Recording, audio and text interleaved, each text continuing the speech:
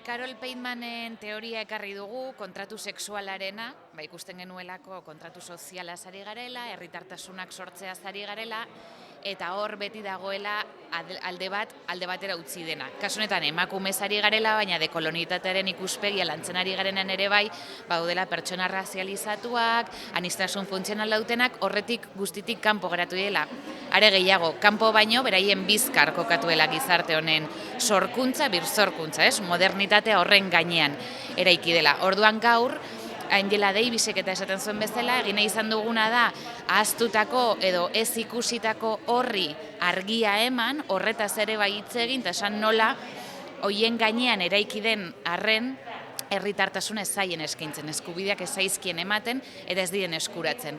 Eta horren inguruan aritu gara, pixkat ikusteko nola, eskubideak ustez guztientzako badirene arren, denok ez ditugula modu berdinen bizitzen.